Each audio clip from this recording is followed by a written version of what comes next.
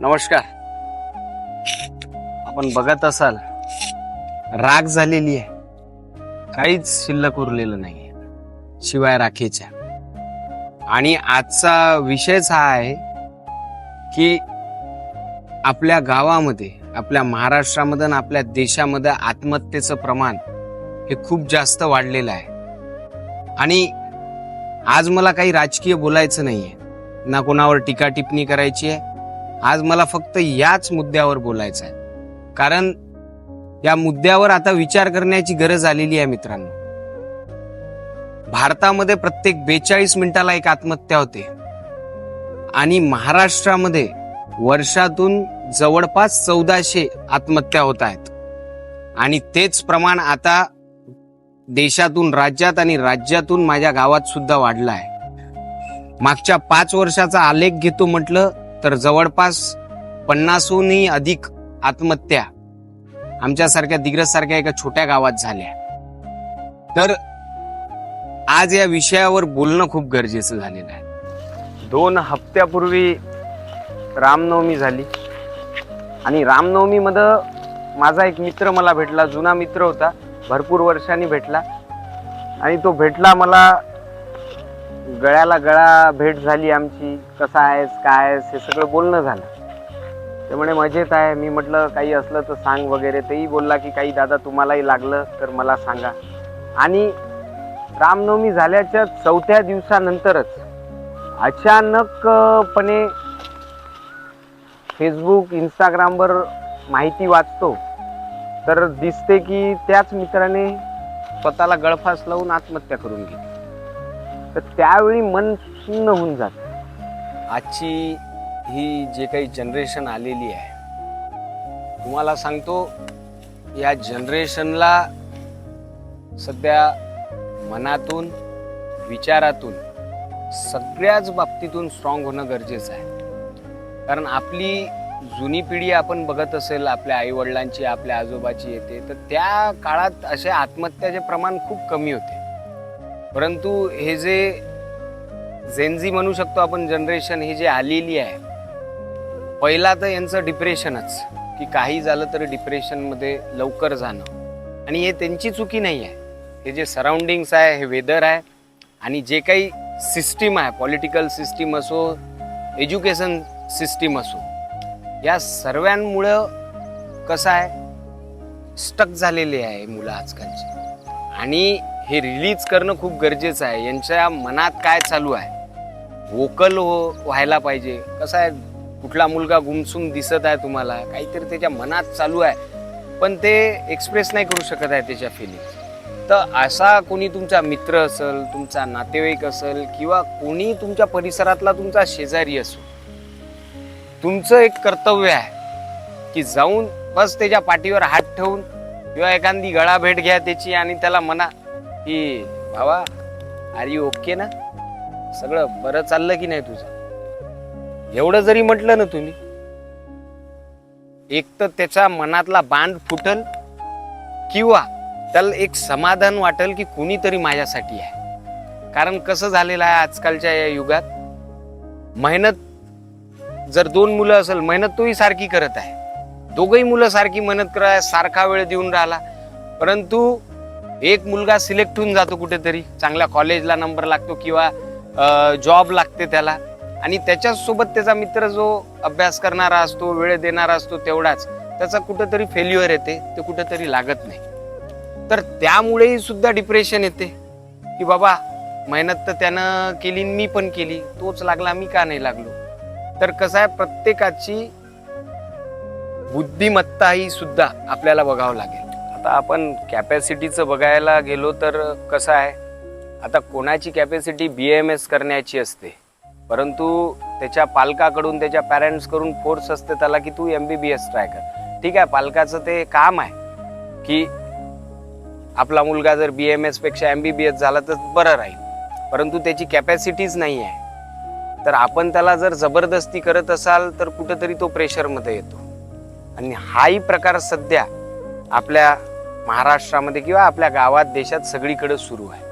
माझी पालक वर्गाला हात जोडून विनंती आहे, म्हणजे मी ब्लेम नाही करत आहे पालकांना, परंतु तुम्ही तुमच्या मुलाची कॅपॅसिटी काय आहे, त्याची बौद्धिक क्षमता किती आहे, ते किती पेलू शकते, हे त्याच्यासोबत राहून, त्याच्यासोबत बोलून, त्याच्यासोबत जे काही तुम्हाला कळून येते की आपल्या मुलाची कॅपॅसिटी काय आहे, तर त्या हिशोबाने तुम्ही त्याला फोर्स करा. आणि प्रेशर नावाची गोष्ट नका देऊ, मित्र बनून त्यांच्यासोबत राहा. तर डिप्रेस्ड कधी व्हावं माणसाला माहीत आहे का? ज्यावेळी आपण दिव्यांग आहोत, एखादा हात नाही, पाय नाही, डोळा नाही, असे लोक सुद्धा जिद्द सोडत नाही. मग आपण जिद्द का सोडायची? प्रत्येकाच्या लाईफमध्ये कसं आहे, चढ उतार आहे, वेव आहे. प्लेन कोणाचंच नसते की चांगलं तर चांगलंच होऊन राहिलं बा, सगळं हॅपीनेसच आहे. असा जगातला एकही माणूस माझ्याजवळ आणून दाखवा कोणी. कसं आहे, चढ उतार राहते, कोणाचं जास्तच असते उतार. तर त्या उतारातच तुम्हाला धीर ठेवून राहायचं आहे. आणि धीर ठेवून राहसाल, संयम ठेवसाल, तर 100% तो जे उतार आहे चढात चाललाच जाईल एक दिवस, आणि उंच शिखरावर तुम्ही पोहोचाल. जेवढाही तुमचा स्ट्रगल असेल ना, तेवढीच मोठी सक्सेस असेल, हे ध्यानात ठेवा. नाही तर एक एक्झाम दिली किंवा 3-4 वेळा तीच एक्झाम दिली आणि त्याच्यात आपण सक्सेसफुल नाही झालो, तर सरळ आपली जीवन यात्रा संपायची. हे कुठपर्यंत योग्य आहे? गळफास घ्यायचा, दोरी घ्यायची, स्वतःचं जीवन संपून टाकायचं, किंवा एंड्रिल बॉटल काहीतरी विषारी पदार्थ घ्यायचा, पिऊन टाकायचा, आणि एवढं मोलाचं जीवन संपून टाकायचं. कुठपर्यंत योग्य आहे? अहो, थोडा विचार, थोडा त्या आईवडिलाचा, आईवडील नसेल, मित्राचा, तुमच्या नातेवाईकाचा, कुणाचा तर विचार करायचा. म्हणजे एकही जण तुम्ही कमावला नाही का जीवनात आतापर्यंत, की ज्याच्या जवळ आपण आपलं मनातलं काही सांगू शकतो? यार, व्यक्त व्हा, आपल्या भावना मांडा. जर अशीच गुरफटत राहसाल मनातल्या मनात, तर काही खरं नाही. येणाऱ्या पिढ्यांचं तर काहीच खरं नाही. हेच पिढी जर आज अशी करत असेल, तर येणाऱ्या पिढ्याकडून आपण अपेक्षा काय ठेवायची? कसं आहे, ज्यावेळी पालक तो दरवाजा उघडतो ना, ज्यामध्ये त्याचा मुलगा लटकलेला किंवा मुलगी लटकलेली आपण बघतो, त्यावेळी तुमची माता असो किंवा पिता असो, ते जिवंत असूनही मेलेले असणार. त्यांच्या जीवनात काहीच नाही. ते हसत जरी दिसले तुम्हाला नंतर, त्यांच्या जीव राहणार नाही, कारण त्यांचा सगळा जीव तुमच्यात होता.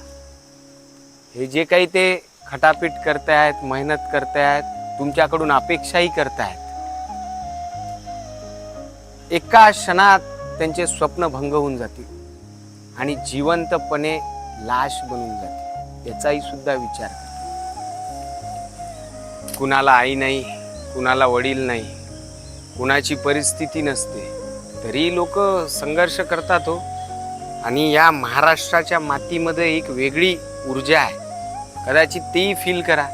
आजकाल आपण व्हॉट्सॲपवर, मोबाईलवर, इंस्टाग्रामवर, त्याच्यावर रील बघत बसतो. कुठेतरी आपण आपल्या या मातीशी, कारण हे संघर्षाची माती आहे, महाराष्ट्र म्हणजे साधं नाही. आणि या महाराष्ट्रातच सर्वात जास्त आत्महत्या होत्यात इतर स्टेटपैकी, आपण गुगल करू शकता. माझी हात जोडून विनंती आहे, जर असा कुठला प्रकार जर तुम्हाला वाटत असेल की सुसाईड करण्याची इच्छा होत आहे, डिप्रेशन वाटत आहे, कुठल्या गोष्टीची मनात भीती भरलेली आहे, तर तुम्हाला सांगतो, एक भाऊ म्हणून, एक मित्र म्हणून, एक सखा म्हणून, किंवा आपण ज्याला फॉलो करतो, फॉलोईंग इंस्टाग्रामवर, फेसबुकवर, व्हॉट्सॲपवर, याला आपण बघत राहतो नेहमी, तर एक तुमचा अनोळखी व्यक्ती म्हणून सुद्धा मला संपर्क करा. एक साधा मेसेज करा की आम्ही असं असं फील करत आहे दादा.